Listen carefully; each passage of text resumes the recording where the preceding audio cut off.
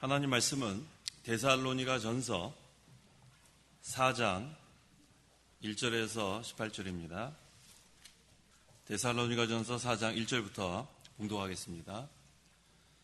그러므로 형제들아, 마지막으로 우리가 주 예수님 안에서 너희에게 간구하며 권면한다. 너희는 마땅히 어떻게 행하고 어떻게 하나님을 기쁘시게 할 것인지 우리에게서 배웠으니 너희가 행하는 대로 더욱 풍성히 하여라. 너희는 우리가 주 예수님으로 말미암아 너희에게 준 명령들이 무엇인지 알고 있다. 하나님의 뜻은 이것이니 너희의 거룩함이다.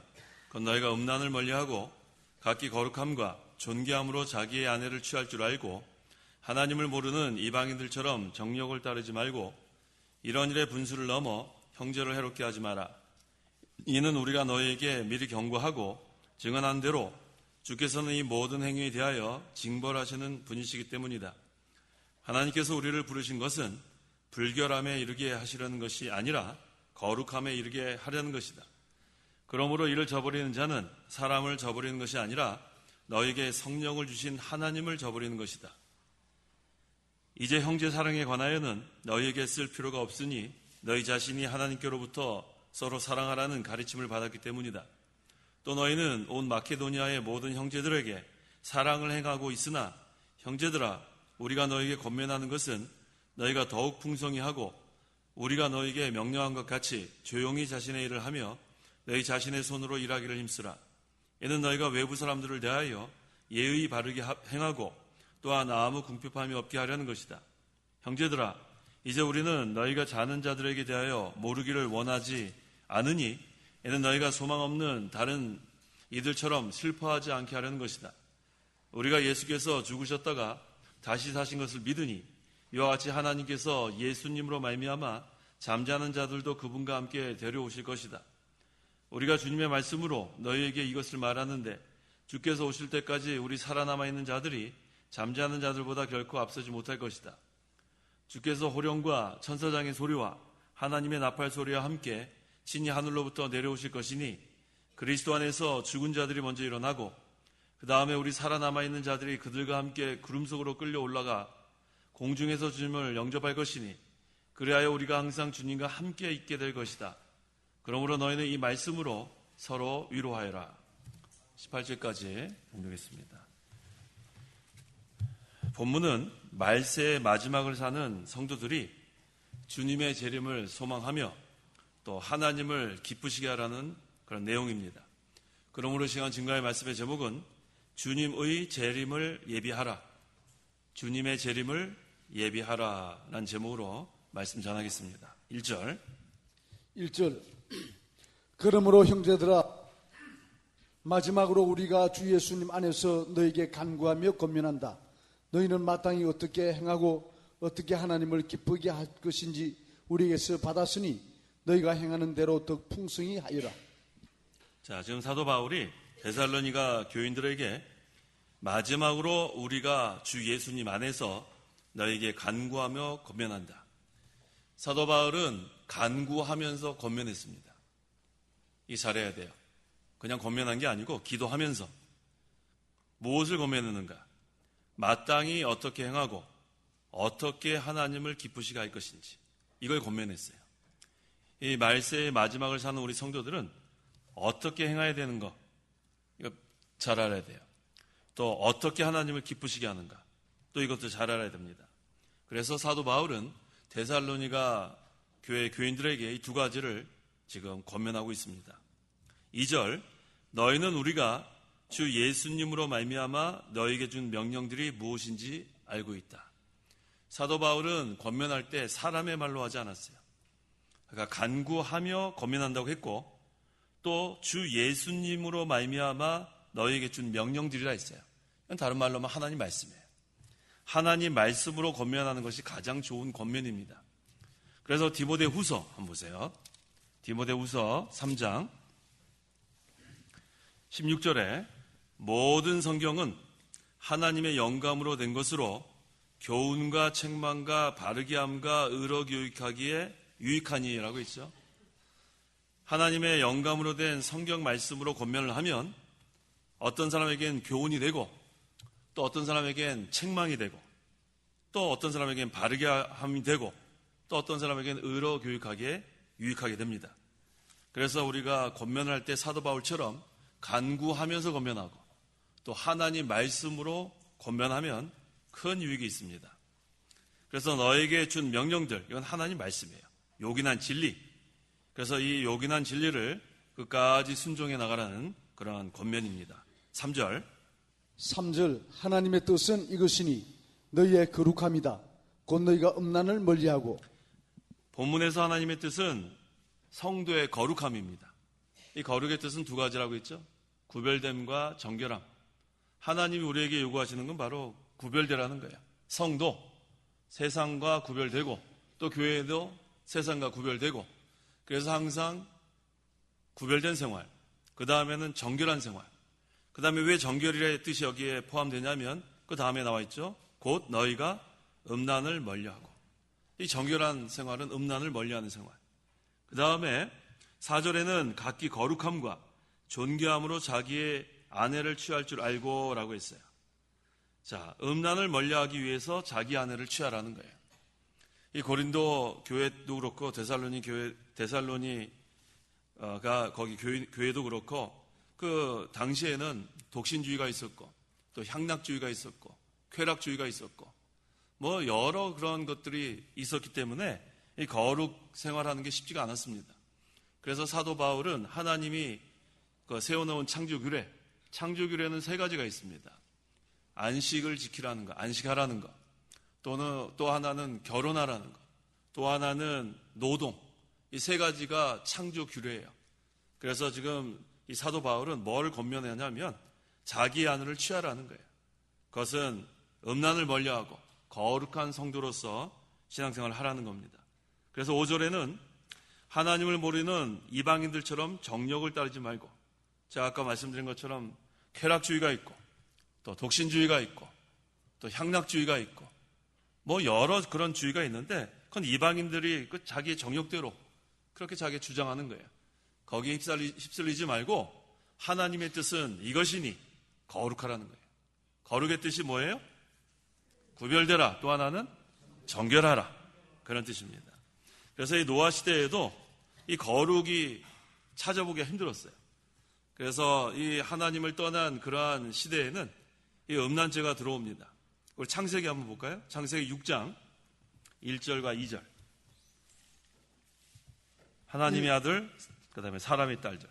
1절 사람이 지면에서 번성하기 시작할 때에 그들에게서 딸들도 태어났다. 하나님의 아들들이 사람의 딸들의 아름다움을 보고 각자 자기들이 선택한 모든 여자를 아내로 삼았다. 노아 홍수 이전에는 사람들이 오래 살았어요. 왜 하나님께서 이렇게 오래 살게 했냐면 인구를 좀 이렇게 늘어나게 하려고 그렇게 오래 살았는데 그들에게서 딸들이 나니까 사람의 딸들이 났다는 거예요. 근데 여기서 사람의 딸들이라는 것은 어떤 뜻이냐면 가인의 계통에서 난 딸들을 말하는 거예요. 가인의 계통. 그래서 우리가 성경에서는 두 계통이 있습니다. 하나는 아벨의 계통, 다른 하나는 가인의 계통. 그래서 여기 창세기 6장 1절, 2절에 있는 이 사람의 딸들은 가인의 계통을 여기서 가리킵니다. 이것을 오늘날로 하면 불신자들, 가인의 계통 불신자들. 그 다음에 하나님의 아들들은 아벨의 신앙을 이어간. 근데 아벨이 죽었죠? 그래서 누가 태어났어요? 셋이 태어났어요. 그래서 셋의 후손들. 아벨의 계통에서 신앙을 이어간 셋의 후손들을 말합니다. 오늘날로 하면 우리 성도들, 믿는 자들을 말하는 거예요. 그래서 이 두 계통이 있는 거예요. 가인의 계통, 그 다음에 아벨의 계통. 근데 아벨이 죽었으니까 아벨의 신앙을 이어간 셋의 후손들. 자, 그런데 지금 이 사람의 딸들의 아름다움을 보고라고 했죠. 성도가 이 외모를 보고 믿지 않는 자들과 결혼한 거예요. 그래서 문제가 생겼습니다. 믿음으로 하지 않고 육체의 소욕대로 한 거예요. 이걸 뭘 보면 알 수 있냐면 아름다움을 보고 결혼한 걸 보니까 육체의 소욕대로 결혼했습니다. 그래서 이 하나님의 이 아들들이 믿음이 타락됐어요. 육신 중심으로 가고 외모 중심으로 가고 그래서 사람의 딸들의 아름다움을 보고 그 다음에 결혼하는 바람에 그 다음에 하나님의 뜻대로 살지 못한 겁니다. 오늘날도 마찬가지예요. 결혼할 때는 신자는 신자하고 결혼하는 것이 성경대로 하는 거예요. 아무리 뭐 경제적으로 뭐 좋다든지 뭐 외모가 출중하다든지 뭐 그런 거 따라가고 불신자랑 결혼하면 안 돼요. 신자는 신자와 함께 결혼해야 그것이 온전히 하나님의 뜻을 순종할 수 있습니다. 그래서 우리가 아담과 하와가 하나가 됐는데 그건 육체로만 하나 된 것으로 보지 말고 신자와 신자가 결혼하면 성령 안에서 하나가 됩니다. 한 성령으로 다 우리가 그 성령세를 받았기 때문에 신자와 신자는 한 성령이에요. 그래서 영적으로 하나 될 수 있고 그 다음에 또 마음으로도 하나 될 수 있어요. 우리 예수님의 마음, 온유와 겸손.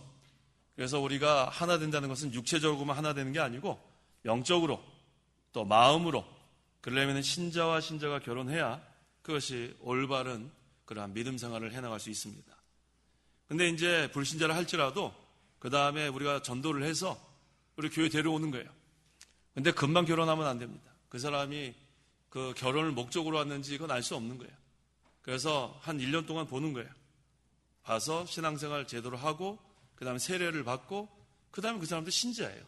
불신자였지만 이제 예수를 믿고 신자가 됐으니까 그 다음에 신자와 신자의 결혼이 되는 거예요. 그럴 때는 검증이 되는 건데 근데 많은 제가 이런 그 사례를 보면 그냥 결혼을 목적으로 할 수 없이 출석했다가 결혼한 다음에 달아나는 사람 봤어요. 그런 경우 있습니다. 그래서 우리가 반드시 믿겠느냐 물어보고 정말로 우리가 검증을 하고 그다음에 세례를 받고 그 다음에 결혼하는 것. 그것이 올바른 그러한 결혼입니다. 6절. 6절 이런 일에 분수를 넘어 형제를 해롭게 하지 마라. 이는 우리가 너에게 미리 경고하고 증언한 대로 주께서는 이 모든 행위에 대하여 징벌하시는 분이시기 때문이다. 분수를 넘으면 안 됩니다. 이거 무슨 얘기냐면 4절에서 증거한 각기 거룩함과 존귀함으로 자기 아내를 취하는 일, 자기 아내를 취하는 분수, 한계를 넘어서 형제의 아내를 취하지 말라는 거예요. 구약시대는 이런 것들은 아주 엄격히 금했습니다. 그건 형제를 해롭게 하는 거예요.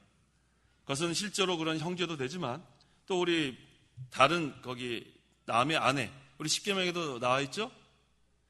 탐하지 말라 그랬죠? 다른 아내. 우리가 일단 결혼하면 그 아내가 자기한테 제일 좋은 아내인 줄 알아야 돼요. 그 다음에 제일 좋은 남편인 줄 알아야 돼요. 결혼을 했는데 맨날 다른 남편만 바라보면 되겠어요? 결혼을 했는데 왜 남의 아내를 왜 쳐다봐요? 그래서 일단 결혼하면 그 다음에 나한테 가장 좋은 아내로 그렇게 하나님께 감사하고 남편은요? 우리 아내들 대답해 보세요. 남편은요? 왜 이렇게 대답을 시원치 않게 하세요? 어떤 남편이에요, 나에게? 뭐라고요? 그렇죠. 제일 좋은 남편인 줄 알아야 돼요. 제일 좋은 남편. 근데 우리 남편들 어떤 아내예요, 나에게? 네, 진 목사님만 대답하지 말고 다 한번 대답해 보세요. 어떤 아내예요? 가장 좋은 아내로 그렇게 알고 계시면 돼요. 그것이 하나님께서 기뻐하는 겁니다. 그 다음에 미리 경고하고 증언한 대로 이것은 음행하지 말라는 것. 또 음행하면 주님께서 심판하고 여기 징벌한다는 그런 내용 나오나요? 네, 6절 읽어보세요. 다시 한번. 6절 이런 일에 분수를 넘어 형제를 해롭게 하지 마라. 이는 우리가 너희에게 미리 경고하고 증언한 대로 주께서는 이 모든 행위에 대하여 징벌하는 분이시기 때문이다. 이 징벌이란 말이 무슨 뜻이냐면 죄에 대해서 갚는다는 뜻이에요. 하나님께서 우리가 죄를 지으면 그냥 놔두지 않습니다. 그 죄에 대해서는 반드시 징벌합니다. 그걸 우리가 항상 알아야 돼요. 그 죄에 대해서 벌을 내린다는 뜻이에요. 하나님은 다 기억하고 계세요. 근데 아직 때가 되지 않아서 징벌을 안 하는 거지 반드시 그 죄에 대해서는 징벌합니다. 그래서 믿지 않는 자들은 어차피 지옥 가기 때문에 심판으로 하나님께서 하실 거고 믿는 사람이 죄를 계속 지면 어떻게 하는가? 죽기 전에 반드시 징벌받게 돼 있어요. 회개하지 않으면. 하지만 회개하면 또 용서해 주신 하나님. 그게 참 우리에게는 하나님의 긍휼이 참 큰 거예요. 7절. 7절 하나님께서 우리를 부르신 것은 불결함에 이르게 하시려는 것이 아니라 거룩함에 이르게 하려는 것이다. 계속해서 여기서 증거하는 게 하나님의 뜻은 우리의 거룩함. 하나님께서 우리를 부르신 것은 거룩함에 이르게 하려는 것이다. 자, 근데 이 거룩이라는 것은 두 가지로 우리가 나눌 수 있어요. 우리 조직신학에서는 성화라 그래요. 성화. 성화는 두 가지 종류가 있는데 하나는 확정적 성화, 그 다음에 또 다른 하나는 점진적 성화. 확정적 성화라는 뭐냐면 일단 예수를 믿으면 거룩하게 된 거예요. 하나님 앞에 거룩한 자로 이미 딱 인정을 받은 거예요. 그건 확정적 성화. 점진적 성화는 여기 7절에 있는 것처럼 거룩함에 또 이루어야 돼요. 계속해서 거룩한 생활을 해서 거룩함에 이루는 것. 마치 이와 같아요. 우리가 예수 믿으면 구원 받았죠.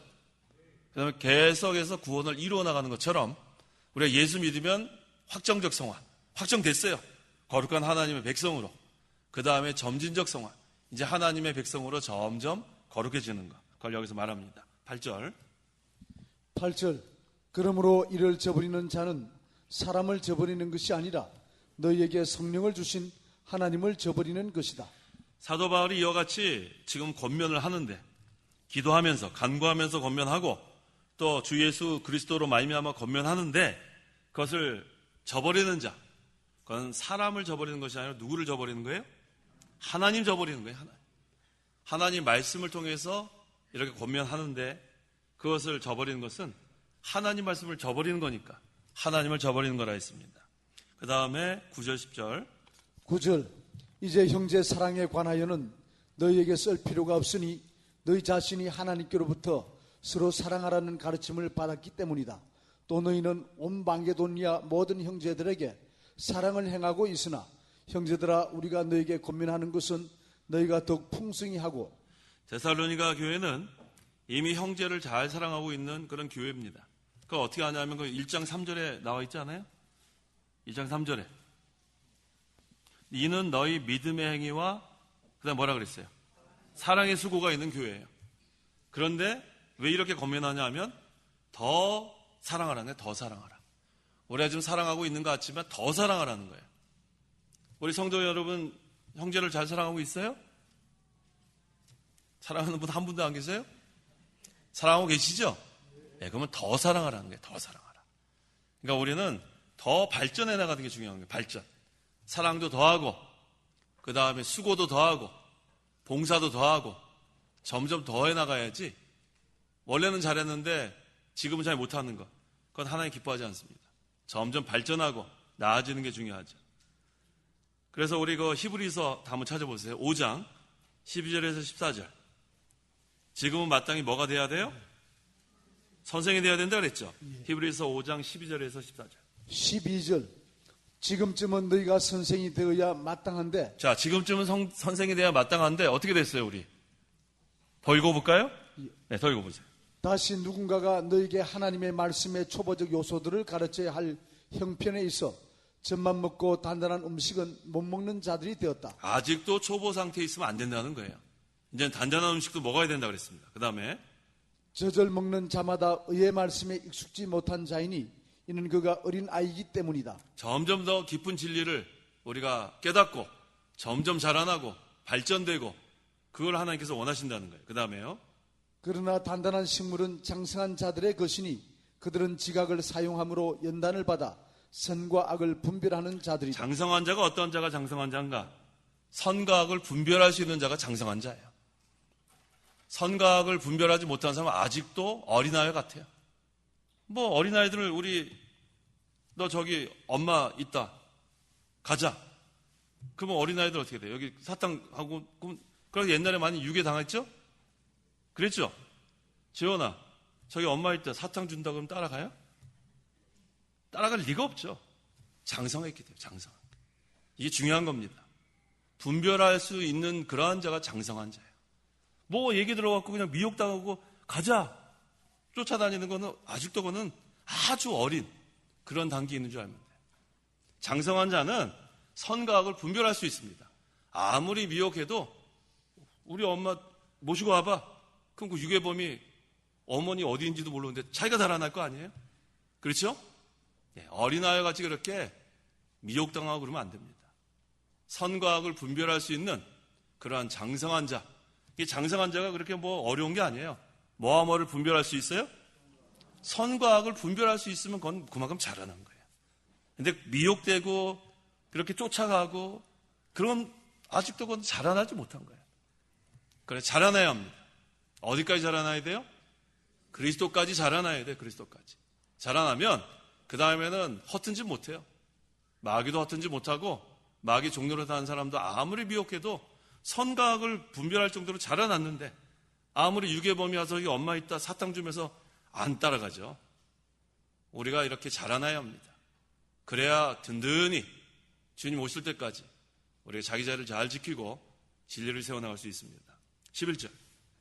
11절 우리가 너희에게 명령한 것 같이 조용히 자신의 일을 하며 너희 자신의 손으로 일하기를 힘쓰라. 조용히 자신의 일을 하는 사람이 바로 하는 거예요. 떠들썩하는 거. 사람들 왜 떠들썩하게 일을 하죠? 왜 떠들썩하게 일을 해요? 알아달라는 거 아니에요? 알아달라는 거. 근데 성경에서 뭐라 했어요? 오른손이 하는 거를 왼손이 모르게 하라 그랬잖아요. 근데 오른손이 하는 거 왼손이 모르게 하는 건커녕 다 와서 그냥 봐달라는 거. 그거 성경적이지 않아요. 지나간 다음에 아이고 그렇게 하셨어요? 아유 잘하셨습니다. 이 정도가 돼야지 하기도 전에 벌써 뭐 얼마나 동네방네 막 그냥 막. 하나님 일은 그렇게 하는 거 아니에요. 조용히 자기 일을 하는 것. 그 다음에 자신의 손으로 일하기를 힘쓰는 것. 성경에는 일하기 싫거든 먹지도 말라는 구절이 나와요. 그러니까 데살로니가후서 3장 10절. 10절 우리가 너희와 함께 있을 때에도 너희에게 명령하기를 누구든지 일하기 싫어하거든 먹지도 마라 라고 하였다. 혹시 일하기 싫은 분 계세요? 아무도 안 계시죠? 네, 일하기 싫거든 먹지도 마라 그랬어요. 자, 아까 제가 말씀드린 것처럼 창조 규례가 세 가지가 있다고 했죠. 하나는 안식, 하나는 결혼, 하나는 뭐예요? 노동이에요. 이 노동이 이게 나쁜 게 아니에요. 근데 아담이 범죄했기 때문에 그 형벌 때문에 이 노동에 대한 그 인식이 바뀐 거지 원래 이 노동, 일하는 건 창조 규례입니다. 그래서 열심히 일하는 게 성경적이에요. 그 다음에 아담도 그 에덴 동산에서 놀고 먹었어요? 이랬죠. 창세기 2장 15절. 여호와 하나님께서 사람을 데려다가 에덴 동산에 두시고 그것을 경작하며 지키게 하셨다 했어요. 뭐 하며 지키게 했어요? 경작하며 일했어요. 노동. 이 노동은 창조 규례예요. 그러니까 노동하는 게 이게 좋은 거예요. 일하는 거. 땀 흘리면서 일하는 거. 이게 얼마나 귀한 건지 모릅니다.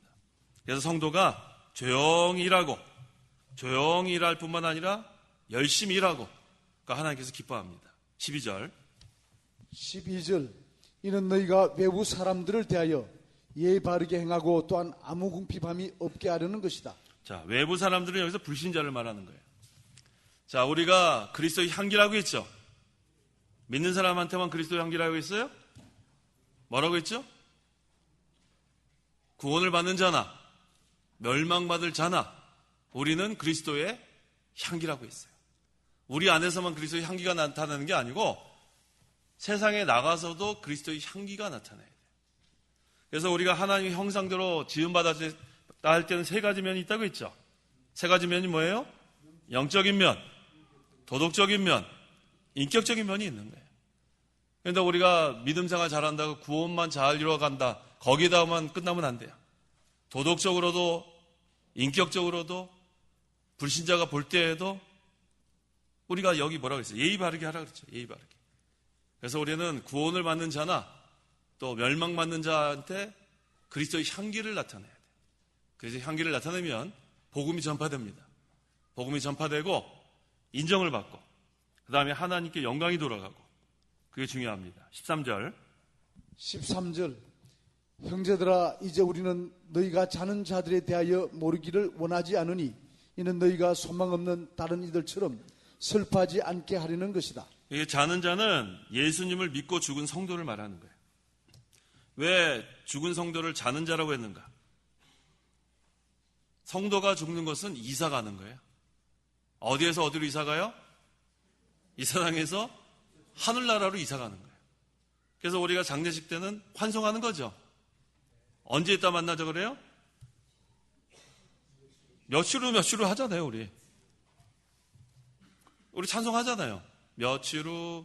근데 며칠이 진짜 며칠이 될 수 있고 또 몇 년이 될 수 있고 또 몇십 년이 될 수 있고 하나님 정한 때로 정확히 모릅니다. 하지만 분명한 것은 만난다는 거예요. 그래서 우리는 예수 믿고 세상을 떠난 그러한 부모님, 또 자녀, 또 우리 가족, 육신적으로는 슬퍼하는 마음이 있겠지만 우리는 믿음이 있기 때문에 소망이 있어요. 부활의 소망과 하늘나라의 소망. 그래서 여기 있는 말씀처럼 이제 우리는 너희가 자는 자에 대하여 모르기를 원하지 않는, 이건 부정의 부정이니까 긍정이죠. 강력한 긍정. 확실히 알기를 원한다. 이는 너희가 소망 없는 다른 이들처럼 슬퍼하지 말라는 거야. 만난다. 자면은 반드시 깨어날 때가 있죠. 깨어날 때가 있는 거예요. 그래서 우리가 앞서간 부모님이나 또 자녀나 우리 가족들 믿는 자라면 반드시 만나니까 우리가 맨 마지막에 뭐라 그랬어요? 18절에. 18절 한번 읽어보세요.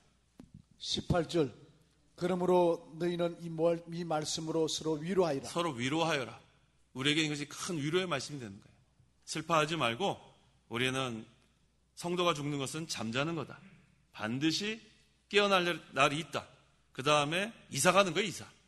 장막집이 무너지면 우리의 본향 하늘나라 다 예비되어 있으니까 우리 거기 가서 다시 영원히 하나님 품에 안겨서 우리가 안식을 누리는 거예요. 그래서 이 세상 사는 동안은 전부 다 수고예요. 수고. 우리 깐난아기들은 수고하는 거 없죠? 깐난아기들. 깐난아기들이 왜 수고 안 해요? 울어 제끼잖아요. 얼마나 우는 게 보통 힘들겠어요? 뭐가 그렇게 마음에 안 드는지 기저귀 갈아내라고 막 울고 배고프다고 울고. 그 다음에 우리 초등학생들은 수고 안 해요? 우리 유치원 학생들 왜 수고 안 하겠어요? 얼마나 스트레스 받겠어요? 모르는 그냥 선생님 모르는 애들 막 만나가지고. 그 다음에 중고등학생들 수고가 상당히 많아요. 중고등학생들 웬 과목이 이렇게 많은지. 그 다음에 대학교 가면 또 수고가 또 많아요. 또 군대 가면 또 수고 많고. 결혼하면 수고 다 끝나죠. 결혼하면 수고가 또 시작되는 거예요. 또 수고가 시작돼요. 자, 이제 자식들 다 결혼해서 내보내면 그 다음에 수고가 다 끝나죠. 끝나게 또 뭐가 끝나요? 그 다음에 또 애 봐줘야 되잖아요. 애. 언제 수고가 끝나요? 죽으면 끝나는 거예요. 죽으면. 자, 요한계시록 14장 13절. 또 내가 하늘에서 나는 음성을 들었는데 말하기를 너는 기록하여라. 지금부터 주 안에서 죽는 자들은 복이 있다 하니 성령께서 말씀하시기를 그렇다. 그들은 수고를 끝내고, 그렇죠? 수고를 끝내고 안식할 것이니. 우리가 죽는 것은 수고를 끝내고 안식하는 거예요. 이게 얼마나 이게 하나님의 은혜입니까? 그들의 행위가 그들을 따를 것이다. 이 행위는 그 12절에 있는 하나님의 계명을 지킨 것, 그 다음에 믿음 지킨 것, 이 두 행위는 따라갑니다. 그래서 우리 사랑하는 가족이 세상에 먼저 떠나는 것은 우리가 너무 슬퍼하지 마세요. 뭐를 끝낸 거예요? 수고를 다 끝내고 이제 뭐가 시작된 거예요? 영원한 안식이 시작된 거예요. 그것으로 우리가 위로를 받고, 그 다음에 우리도 이제 며칠 후, 그 며칠은 정확히 날짜를 우리 모르지만 또 하나님께서 이제 너가 다 됐다. 그럼 수고 끝내고, 그 다음에 영원한 하늘나라. 그러니까 이 죽음이 우리가 예수 믿기 전에는 공포였는데 이제는 수고를 끝내고 안식이 시작되는 그러한 죽음이 된 거예요. 그래서 지금부터 주 안에서 죽는 자들은 복이 있다. 우린 큰 복을 받았습니다. 얼마나 감사한지 몰라요. 그 다음에 반드시 자는 거니까 깨어날 날이 있고. 14절. 우리가 예수께서 죽으셨다가 다시 사신 것을 믿으니 이와 같이 하나님께서 예수님으로 말미암아 잠자는 자들도 그분과 함께 데려오실 것이다. 우리는 예수님의 십자가와 부활을 믿습니다. 다 믿죠? 이걸 믿기 때문에 이제는 예수님이 재림하실 때 우리가 예수님 맞이할 수 있는 거예요. 예수님의 십자가 부활을 믿지 않으면 아무 소용없어요. 예수님이랑 아무 상관이 없습니다. 오히려 예수님이 재림하시는 그날이 심판의 날이에요. 우리에겐 어떤 날이에요? 지금이 구원의 날이죠. 예수님 재림하실 때는 뭐냐면 신랑을 맞이하는 날이에요. 신랑을 맞이하는 날. 교회는 신부입니다. 지금이 은혜의 때고 지금이 구원의 날이고 예수님 재림하실 때는 신랑을 맞이하는 날이에요. 신부가 신랑이 언제 올까? 계속 기다리고 있다가 신랑 되신 예수님을 우리가 맞이하는 거예요. 얼마나 기쁘겠습니까? 15절. 우리가 주님의 말씀으로 너에게 이것을 말하는데 주께서 오실 때까지 우리 살아남아 있는 자들이 잠자는 자들보다 결코 앞서지 못할 것이다. 잠자는 자는 죽은 성도를 말한다고 했죠. 그러니까 예수님 재림 때는 죽은 성도가 먼저 부활하는 거예요. 그 다음에 살아있는 그러한 성도가 변화돼서 우리가 공중에서 우리 예수님을 맞이합니다.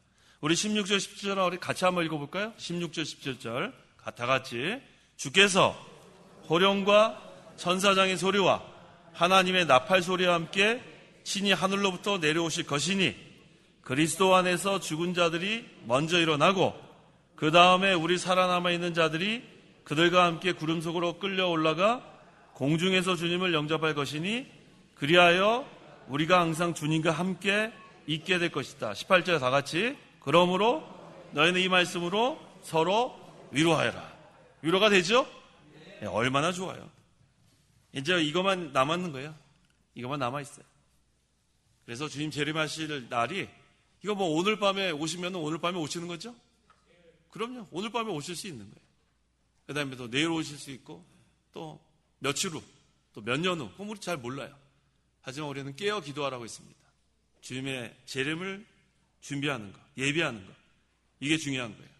근데 중요한 게 뭐냐면 17절 여기 맨 마지막에 우리가 항상 주님과 함께 있게 될 것이다. 이게 오늘의 가장 중요한 거예요. 항상 주님과 함께 있다. 왜? 예수 믿으면 그리스도와 연합이 되는 거예요. 주님은 내 안에, 나는 주님 안에.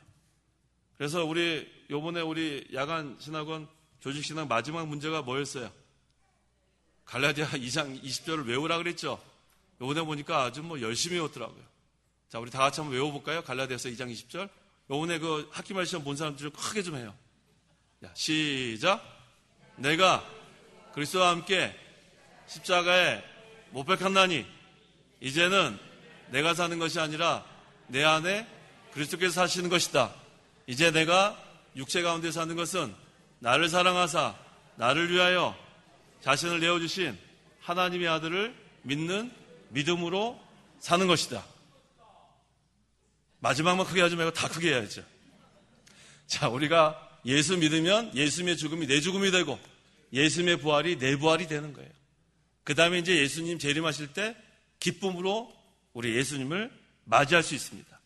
그래서 너희는 이 말씀으로 서로 위로하여라. 기도하시기 바랍니다. 기도하겠습니다. 하나님 아버지 감사합니다.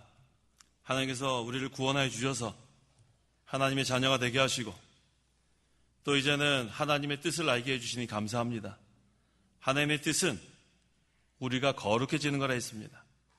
구별되고 정결하고 신앙의 정절을 잘 지켜서 신랑 되신 예수님 오실 때까지 정결한 교회로 구별된 교회로 남을 수 있도록 하나님께서 역사하여 주시옵소서. 항상 우리 마음속에 주님을 모시고 항상 인도를 잘 받아서 세속화되지 않고 인본주의 되지 않고 끝까지 신본주의 하나님만을 기쁘시게 하는 어떻게 하면 하나님을 기쁘시게 할까? 거기에다만 우리가 모든 초점을 맞춰서 하나님만을 기쁘시게 하는 교회로 끝까지 남을 수 있도록 저희들을 붙들어 주시옵소서. 예수님의 이름으로 기도하옵나이다. 아멘.